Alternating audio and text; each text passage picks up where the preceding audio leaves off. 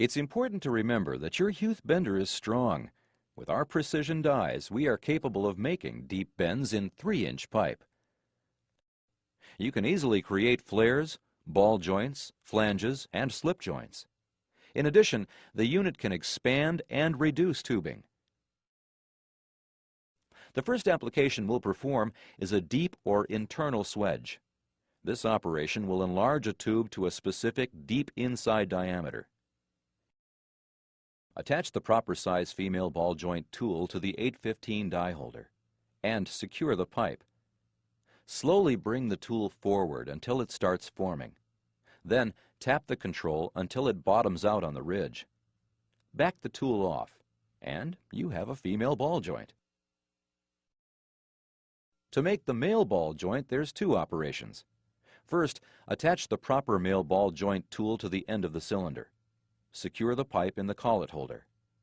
Slowly insert the tool and tap the control until the tool reaches the second marking line. Retract the tool. In the second operation, we will be doming the end of the male ball using die 557 with the 816 die holding pin to create the completed male ball joint. A 45-degree flare can also be made using the 508 arbor with the 499 arbor tip and the 440 flaring segment set. This process is a quick way to make the flare. The AccuSizer allows you to create a flare very close to a bend. Insert your pipe to the base of the segment set and expand. Again, engage the control and rotate to get an even expansion. And check the fit. Secure the tubing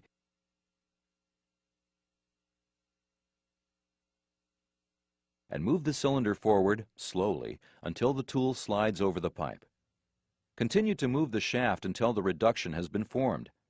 Take care not to go too deep with this tool or it will crush the pipe. Pattern bending. You create a new pipe by using the old pipe as a template and copying it.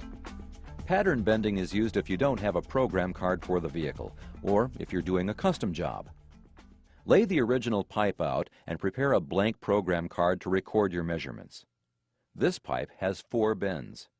In order to measure our new straight pipe, we must determine the lengths of the centerline marks on the existing pipe. To do this, mark the center and center line of each bend with a cross. Next, measure the distance from the front of the pipe to the first bend, which is 7 3/8 inches. Always measure to the center of the cross. Record this on the blank card.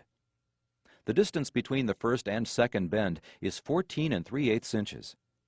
Record this above the line for the second bend, then add this value to the first center line measurement of 7 3/8 inches. The total, 21 3/4 inches, is the proper length from the end of the pipe to the second bend. Continue in this fashion until you have all center line measurements for your new pipe. We then use the existing pipe as a template to measure and record the depths of bend. The safety guards are removed to assist this process. Replace the guards once you've determined the new angles.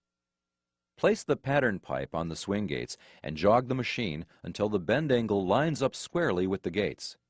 Check the degree of bend at the depth of bend indicator and record this value on your card. Repeat this process until you determine and record the depth of bend for all 4 bends. We now have a program card to bend this pipe.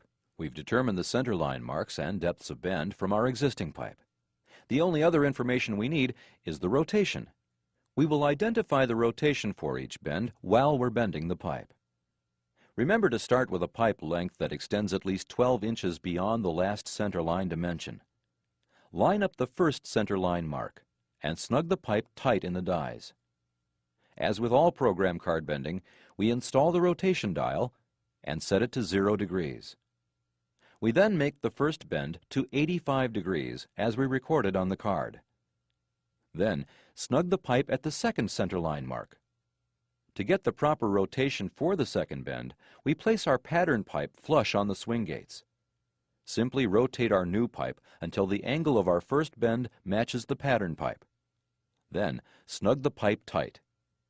Next, read the rotation in degrees from the rotation dial.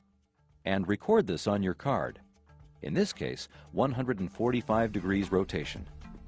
And bend the pipe to the depth indicated on the card for the second centerline mark. Continue this sequence for the remainder of the pipe.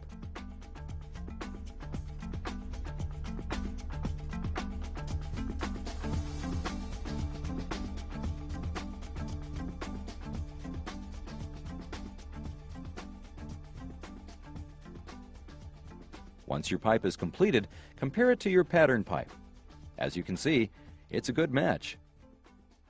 If you don't have a program card for a particular car or an old pipe to use as a pattern, a wire may be used to create a template by following the path the pipe will take on the vehicle. As we've seen for the pipe pattern, lay the wire out and determine your centerline dimensions. Record the information on a blank card. Use the wire lined up with the swing gates to determine your depths of bend. Record these on the program card. Insert the pipe and snug tight in the dies. Install the rotation dial and set it to 0. Make the bend at the first centerline mark. Snug the pipe at the second centerline mark, and as we did with the pipe pattern, lay the wire flush on the swing gates and rotate the pipe until the angle of our first bend matches the wire.